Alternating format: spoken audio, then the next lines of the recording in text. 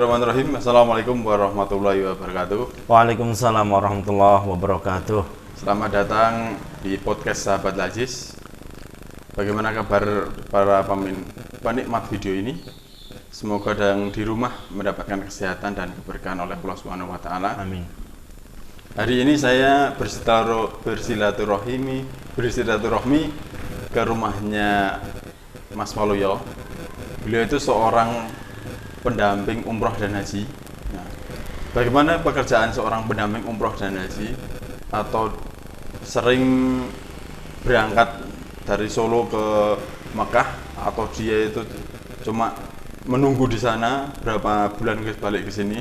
Nah, kita tanya-tanya langsung seperti apa pekerjaannya, dan mungkin nanti apalagi di pandemi ini sekarang mungkin terkena dampaknya langsung ya. Mungkin nanti kita bisa cerita langsung. Assalamualaikum Mas Waluyo. Waalaikumsalam warahmatullahi wabarakatuh. Pripun kabar ini? Alhamdulillah sehat-sehat, Mas. Alhamdulillah. Ini masih bekerja kantor atau WFH dari sini? Sementara ini untuk kegiatan kantor yang mengurusi di haji ataupun umroh memang agak off ya.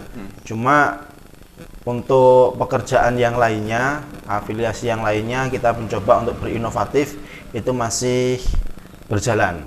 Seperti pekan-pekan ini, alhamdulillah kita melaksanakan pelatihan-pelatihan untuk calon-calon tour leader baru gitu. Dan kegiatan-kegiatan yang lainnya yang insya Allah juga akan kita susun sesuai dengan keberkaitan dengan bidang yang kita tekuni, yaitu haji dan umrah. Meskipun inovasi yang kita berikan yang lainnya itu ketika pandemi bulan Februari di off kan kemarin, itu sampai sekarang kan belum ada nih ya yang pergi ke tanah suci dari Indonesia gitu kan ya. Kita coba berinovasi, baik itu jadi wholesaler kurma dari berbagai jenis kurma ya, mulai dari kurma ajwa, kurma sukari, dan kurma yang lainnya. Kemudian kita juga siap untuk mensuplai madu. Banyak hal yang bisa kita kerjakan sekaligus memberikan satu inovasi tersendiri untuk keberlangsungan pekerjaan ataupun keberlangsungan perusahaan ini. Kayak gitu. Kalau saya pernah dengar ceritanya dengan dulu itu kan pernah mengajar ya. Ya. Terus ya. Kok bisa masuk ke dunia pendampingan umroh itu? Jadi secara legalitas SIM saya itu memang SIM seorang pengajar ya. Jadi lulusan pengajar. Lulusan pengajar ya, pengajar SD ya.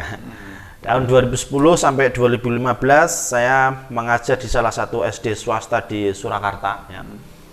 Kemudian kenapa kok bisa masuk? Itu ada salah seorang ustadz ya, guru kami gitu ya, yang sudah dulu beliau menjadi seorang pembimbing haji dan umroh, itu memberikan satu tawaran, Mas, mau nggak ikut jadi bergabung di salah satu travel haji dan umroh gitu kan ya.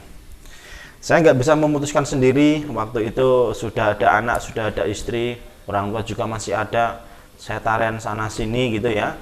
Meskipun ada yang berat hati dan ada yang legowo, mungkin ini yang terbaik. Dan saya pun juga berpikir dari motivasi-motivasi yang disampaikan teman-teman. Apa itu motivasinya? Jadi selama 5 tahun kok tabungan ke tanah suci, buru-buru tabungan ke tanah suci, itu kok belum terfikirkan gitu ya. Nah, terus ada motivasinya kayak gini, kalau engkau ingin basah, maka dekat-dekatlah sumber air gitu kan ya. Artinya apa? Kalau engkau ingin pergi ataupun mengunjungi Baitullah, maka apa? Dekat-dekatlah dengan satu perusahaan atau satu lembaga yang mengurusi tentang itu. Itu motivasi pertama.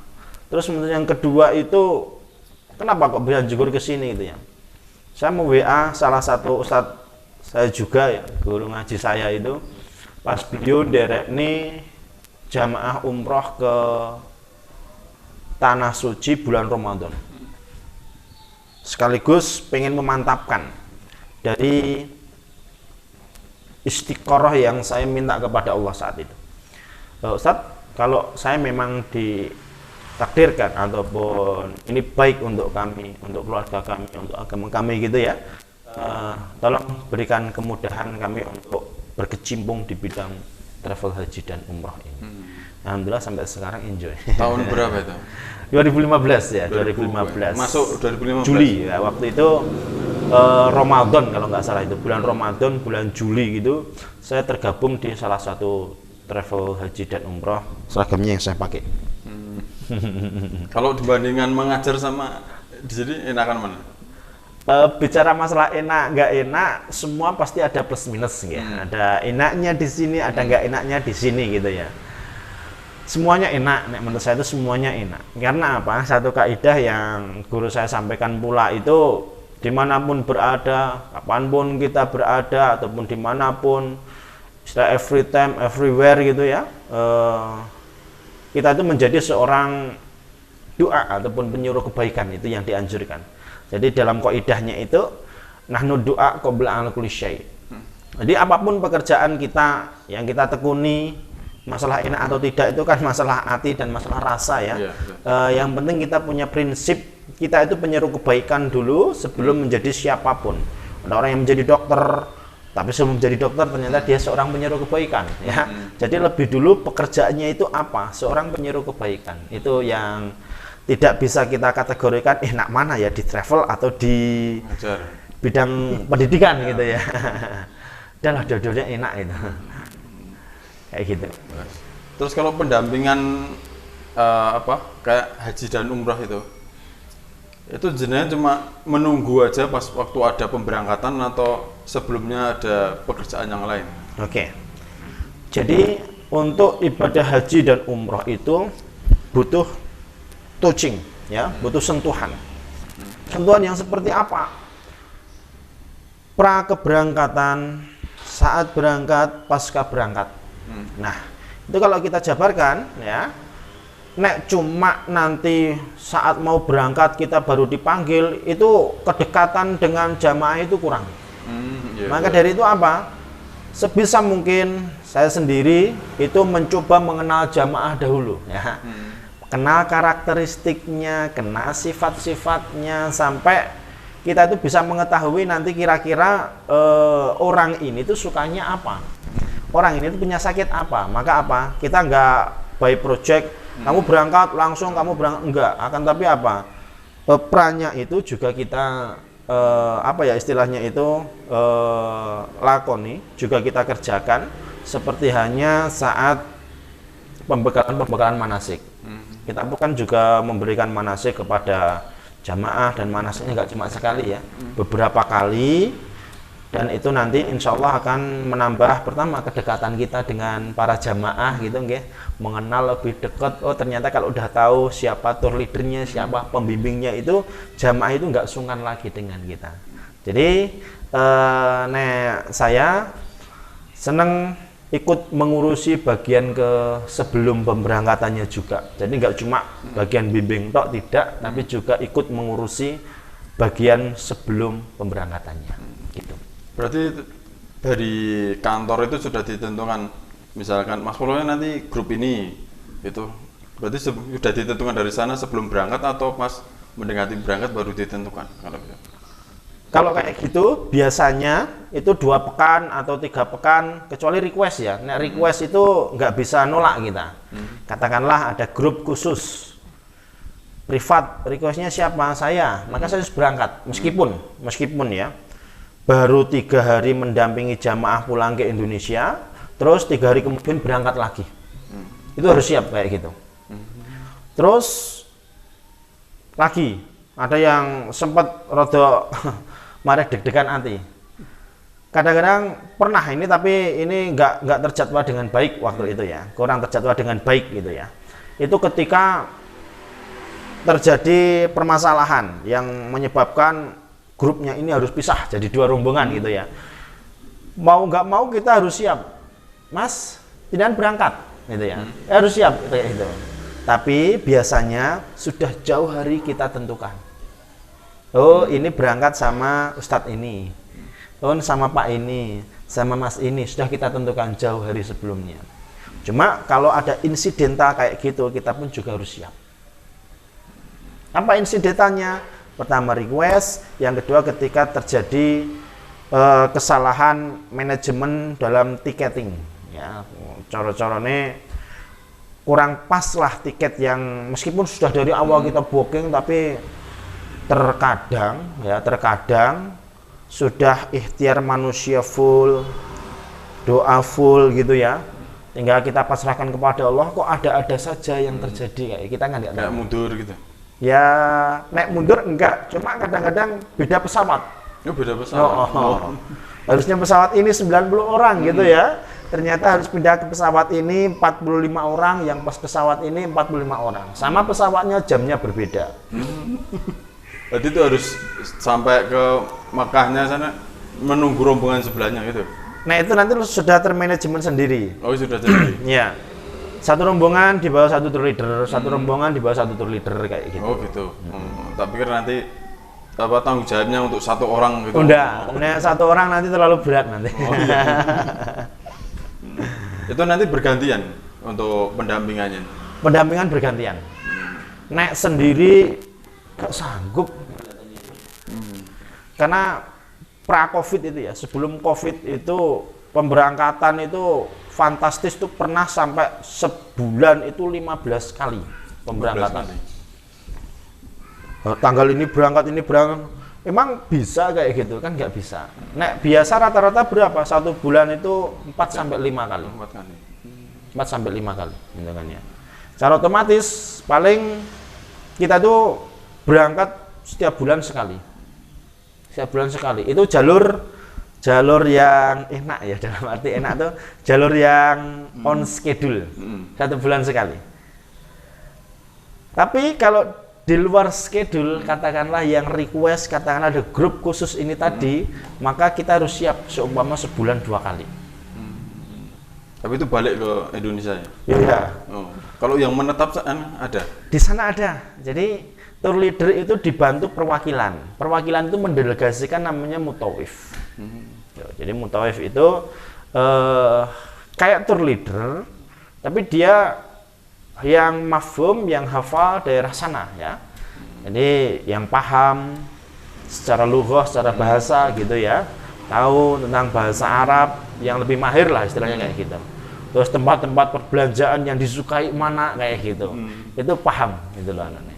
Sampai tawar menawarnya itu juga. Berarti kayak tour guide gitu? Iya, tour guide. Mutawif itu tour guide gitu. Oh, tour guide ya? Iya. Gitu. Terus selama, kan dulu masuk 2015 ya?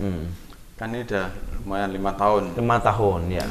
Itu ada enggak pas cerita jenengan sendiri sebagai pendamping waktu di sana itu mungkin nggak bisa dilupakan gitu?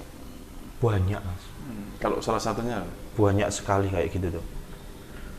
Ya ada cerita menyenangkan, ada cerita tidak menyenangkan, ada cerita yang menumbuhkan satu motivasi, ada cerita yang harus ditutup rapat-rapat, itu ada.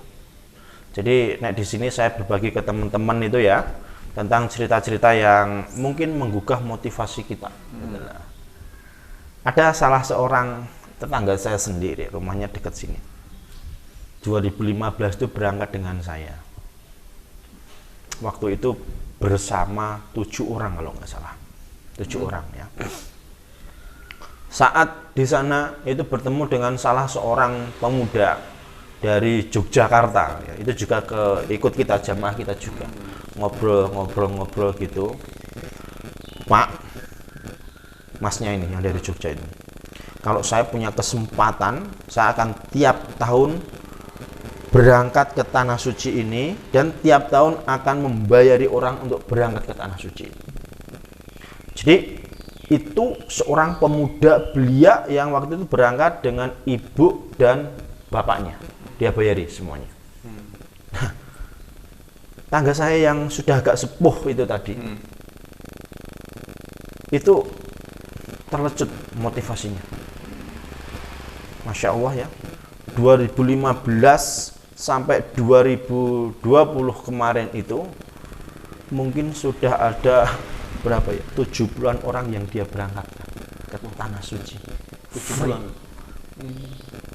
Bertahap,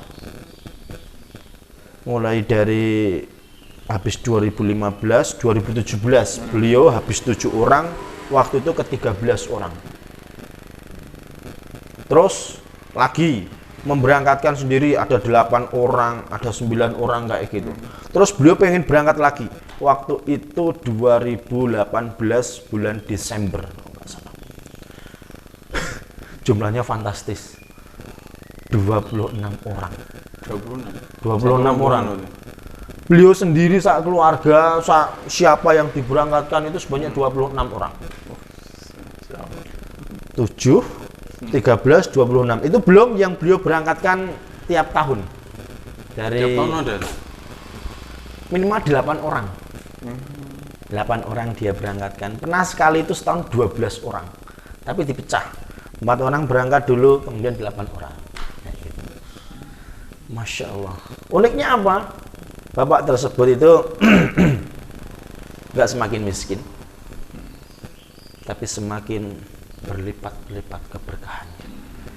Dan ini teman-teman semuanya ya, melanjutkan satu motivasi kepada kita tuh apa? Tanah suci itu enggak menyebabkan kita itu miskin, enggak.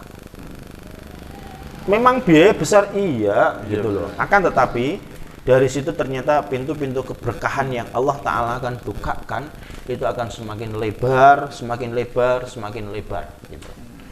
Jadi hadisnya Rasulullah itu kan mana kosot sedekah mimma, enggak ada yang berkurang tuh dari harta yang kita sedekahkan, dan itu bagian dari sedekah. Kalau ada yang cerita sampai menabung berapa tahun terus berangkat umroh atau haji, pernah menemui Mas? Ada. Saya ada IG itu, saya posting di IG. Celengannya itu terbuat dari botol galon Zam-Zam 5 literan. Yang kecil itu? Ya, yang 5 liter itu. Habis beliau haji kan, beliau nabung. Dan uang yang ditabung berapa? Recehan. 1.500 receh itu. Waktu itu saya dan teman-teman kantor ya ngitung. Jadi menghitung, terkumpul berapa itu? 17,5 juta kalau nggak salah. 17,5 juta. Berapa tahun kalau itu? Itu kurang lebih sekitar 2 tahun. 2 tahun? Beliau menabungnya itu 2 tahun. 17,5 juta, terus kurangnya berapa baru ditambah. Terus.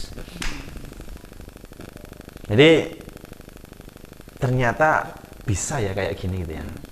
Dan ada lagi yang unik-unik itu ya, cerita orang nggak nabung, sama sekali enggak, itu biaya umroh itu cuma Rp10.000. 10.000? Kok bisa gitu loh, Rp10.000 bisa umroh gitu ya, suami istri lagi lah. Qadarullah itu ada apa? Ternyata si mbah ini satu ketika ikut dalam sebuah majelis taklim, ya.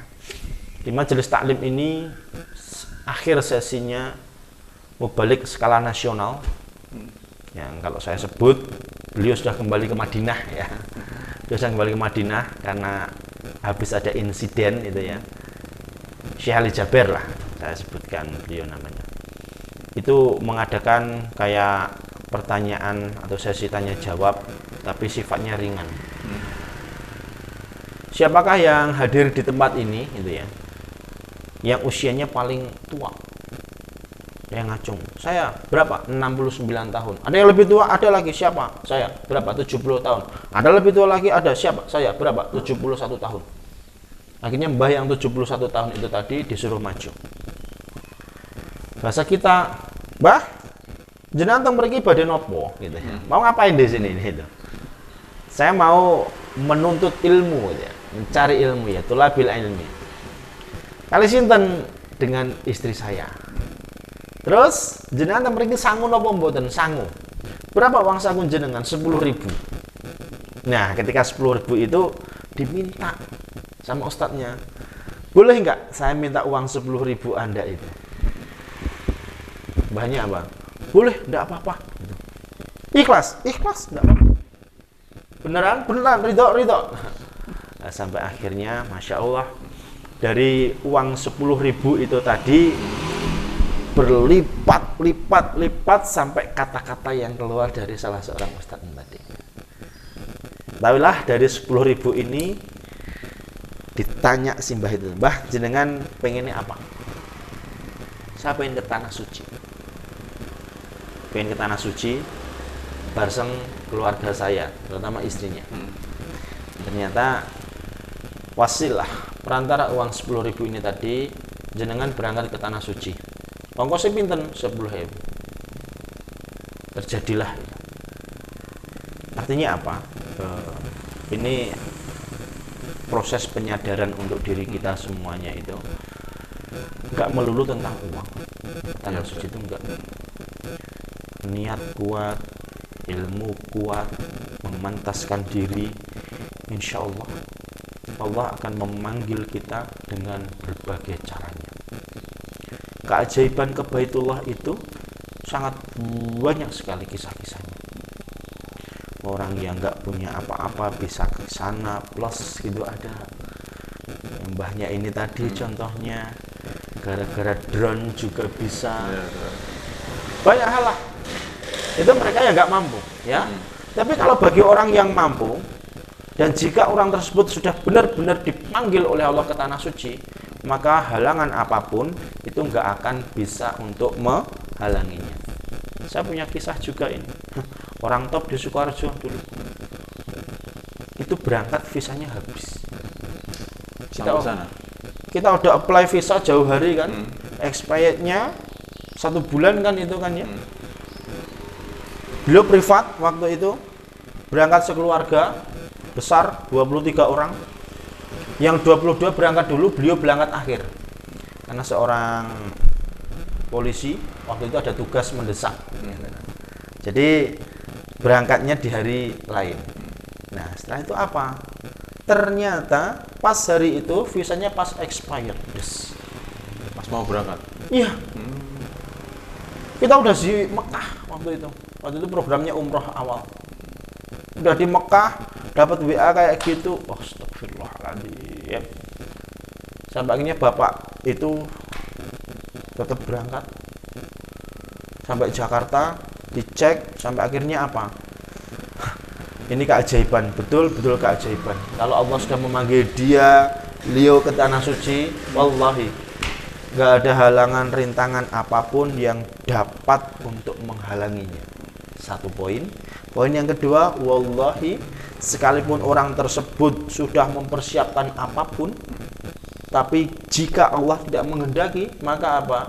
Suge koyo ngopo, kemudian mampunya seperti apa, sehatnya seperti apa, orang itu nggak akan mampu ke tanah suci. Nah, solusinya bapak yang expired visanya tadi apa? Langsung, karena punya istilahnya itu institusinya di kepolisian itu kan sudah tahu ya. Oh ini karena ini masalah ini gitu ya. Akhirnya datang ke Dubes, akhirnya langsung visa 5 menit waktu itu jadi. Kemudian terbanglah ke tanah suci. Itu yang bisa berangkat meskipun halang rintang, meskipun kayaknya impossible ya. Tapi ada yang udah tinggal naik pesawat, dia dinyatakan gagal untuk berangkat. Ini pengalaman saya Oktober 2018. 2019, mohon maaf. Ada grup lain itu ya. 76 orang akhirnya berangkat cuma 75. Lantaran apa? Sepele. Ikut manasik udah, seragam udah komplit, tinggal sudah sampai bandara Adi Sumarmo gitu. Beliau nggak biasa naik eskalator. Ketika naik eskalator, kaget, jatuh ke belakang, tangannya patah. Tim medis bandara tidak mengizinkan untuk beliau berangkat, tidak memungkinkan. Kurang apa coba kayak gitu? Mungkin reanya sudah menumpuk di sakunya untuk beli apa-apa di sana. Mungkin secara keilmuan sudah oke. Tapi sekali lagi ketika Allah belum ngersakne hambanya untuk ke tanah suci, wallahi itu nggak akan mungkin. Kayak gitu mas. Pengalaman-pengalaman banyak sekali gitu. Terus waktu pandemi ini kan awal tadi dah cerita ya kondisi kantornya. Kalau kayak gini emang menunggu dari apa dari Arab sana untuk dibukakan lagi atau emang off total gitu? Atau ada mungkin promo-promo gitu? Oke. Selama pandemi ini kita memang berinovasi ke bidang yang lainnya. Karena nggak bisa kita pungkiri ya. Kita juga harus eksis karena ada beberapa jamaah yang kena imbas COVID kemarin, yang belum bisa berangkat ke tanah suci, kan ya. Ada banyak itu, masih ada banyak. Nah, terus regulasinya seperti apa? Kita menunggu berita yang paling valid dari Ministry Hajj Arab Saudi. Terus nunggu lagi dari sana, otomatis kan ke Kemenak nih. Kemenak nanti ada breakdownnya. Oh, penjelasannya kayak gini, sekarang seperti ini, regulasi umroh seperti ini. Kan kayak gitu kan ya. Itu yang kita tunggu. Nah, karena kan ada perubahan tatanan nanti. Kemungkinan besar itu ada perubahan tatanan, maka dari sisi harga, dari sisi fasilitas itu belum bisa kita final, belum bisa kita fixkan berapa saya harus berangkat umroh sekarang, itu belum ada. Tapi secara aktivitas, apakah kantor tetap aktivitas? Tetap aktivitas. Karena ada beberapa yang bisa kita kerjakan di situ. Mulai dari merapikan pemberkasan, mengurus untuk pembuatan paspor kayak gitu kan ya. Itu ketika sudah dilayani di imigrasi, maka kita berusaha untuk segera mengurus. Kalau ada yang daftar umroh untuk tahun depan juga diterima? Atau tetap menunggu nanti kejelasannya kan? Kita punya prinsip kayak gini.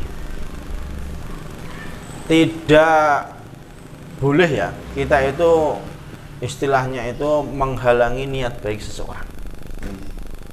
Apakah kita terima ketika ada orang umroh pengennya tahun depan? Kita terima. Cuma sebatas berkas. Mulai dari KTP, KK, surat nikah kayak gitu kan ya. Terus booking. Fee bookingnya itu 1 juta. Itu nanti kita menyerahkan baju, kemudian kain batik ya. Nanti bisa dijadikan bajunya seperti ini nih ya. Terus koper, perkap umroh kita berikan. Booking fee-nya 1 juta itu. Masalah berapa biayanya dan berangkatnya kapan menunggu regulasi lebih lanjut. Bukan DP tapi booking seat untuk berangkat itu. Berarti istilahnya masih tetap bisa ya. Tapi untuk tahun-tahun depan. Insya Allah. Kita punya keyakinan kok. Nggak mungkin akan ditutup selamanya. Tetap suatu saat pasti akan dibuka dengan regulasi-regulasi yang ada. Terus terakhir ya, kalau pengen berangkat sendiri itu selama ini bisa enggak? Selama pandemi ini? Tidak bisa. Tidak bisa. Karena Saudi menutup total ya penerbangan dari negara-negara luar negeri yang digunakan untuk ziarah dan umroh. Jadi visanya itu kan macam-macam. Ada visa Omal, itu pekerja ziarah. Terus diplomasi sendiri ya. Terus yang satunya itu untuk umroh. Nah, haji itu musim-musim tertentu saja visa haji itu. Nah, umroh itu dibuka saat bukan haji. Itu yang untuk ziarah dan untuk umroh ini sementara masih ditutup pervisaannya. Terus bisa terbang ke sana nggak? Bisa, baru kembali lagi ke Indonesia. Kalaupun kamu bisa nggak akan bisa, karena apa? Dari Indonesia sudah ada cek visanya. Nggak mungkin bisa itu. Kalau sama pandemi ini. Oh ya. Ya mungkin itu tadi ya. Sekilas seperti apa sih pekerjaan seorang pendamping. Tadi udah dijabarkan, apalagi kayak jadi pendamping umrah itu kalau mungkin sekilas kayak asik ya. Emang bisa asik bolak-balik ya. Gitu. Tapi kalau kayak dijalani emang seperti kata Mas Waluyo tadi, ada sisi positif dan negatifnya. Ya, kita tidak bisa melihat kita enak bolak-balik tiap bulan. Tapi kan nggak tahu gimana rasanya Mas Waluyo itu meninggalkan apa keluarga atau meninggalkan yang hal-hal yang lain kan, pengorbanan apa yang dilakukan Mas Waluyo kan kita tidak tahu. Itu mungkin terima kasih Mas Waluyo udah meluangkan waktunya. Siap, yeah. Dan jangan lupa subscribe dan like serta komentarnya. Kalau ada baiknya dari ini silahkan share. Dan jangan lupa lagi, sekarang ini masa apa di berbagai kawasan di Solo Raya itu ada kekeringan. Kalaupun dari pemirsa ingin menyalurkan atau membantu dari saudara-saudara kita yang kekeringan, insya Allah Lazi Jateng ini sudah melakukan bantuan air bersih di Salaman terakhir ini 3 titik di Sragen, Boyolali sama Wonogiri. Itu kalaupun ada yang ingin membantu nanti bisa hubungi nomor di deskripsi video. Terima kasih dari saya. Wassalamualaikum warahmatullahi wabarakatuh. Waalaikumsalam warahmatullahi wabarakatuh.